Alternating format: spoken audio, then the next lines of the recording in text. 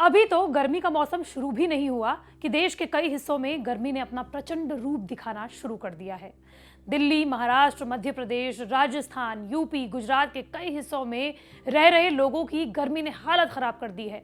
कई जिलों में पारा अभी से 40 के पार पहुंच गया है, लेकिन आने वाले समय में कोई राहत मिल रही है, इसके आसार कम दिखाई दे रहे हैं। लेकिन ये हाल आपके राज्य का ही नहीं है, बल्कि बर्फ की सफेद चादर से ढके धरती के दोनों ही ध्रुव इन दिनों भीषण गर्मी से जूझ रहे हैं। दुनिया का वो इलाका जो इतना ठंडा है कि इंसान के रहने लायक नहीं है, उस अंटार्कटिका में तापमान सामान्य से 70 डिग्री सेल्सियस तक ज्यादा बढ़ गया है। वहीं आर्कटिक में भी तापमान 50 डिग्री सेल्सियस तक बढ़ गया है। फिलहाल अंटार्कटिका में तापमान 40 डिग्री और आर्कटिक में पारा 30 डिग्री सेल्सियस तक पहुंच चुका है, जो सामान्य से कहीं ज्यादा गर्म है। विशेषज्ञों के मुताबिक दोनों ही ध्रुवों पर बढ़ती गर्मी से जहां जमी बर्फ के पिघलने की दर तेज हो सकती है, जिससे समुद्र का जलस्तर और बढ़ेगा। इससे दुनिया के कई इलाके डूबने की कगार पर जल्द ही आ रहे हैं। अंटार्कटिका में 19 मार्च के बाद से लगातार गर्मी बढ़ती जा रही है। अंटार्कटिका के कॉनकोर्डिया स्टेशन पर औसत से 70 डिग्री सेल्सियस तापमान ज्यादा दर्ज किया गया। इसके साथ ही यहां पर गर्मी के सारे रिकॉर्ड टूट गए। इससे पहले तक अंटार्कटिका में गर्मी बढ़ने का जो औसत रिकॉर्ड था वो 27 डिग्री सेल्सियस ज्यादा होने का था, लेकिन अब दुगने से भी ज्यादा तापमान बढ़ गया है। दरअसल पानी को बर्फ बनने के लिए 0 या उससे कम तापमान चाहिए, लेकिन अंटार्कटिका में तापमान 7 डिग्री सेल्सियस है, जो बर्फ को जमा नहीं सकता। इन आंकड़ों से अमेरिका के national snow and ice data centre भी हैरान है।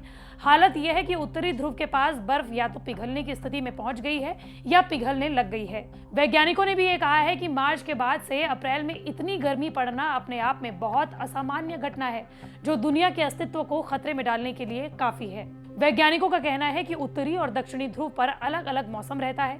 हमने अभी तक ये नहीं पाया था कि उत्तरी और दक्षिणी ध्रुव एक ही समय में पिघल रहे हों। उन्होंने ये भी कहा कि ये निश्चित रूप से एक असामान्य घटना है, जो काफी ज्यादा चौंकाने वाली है।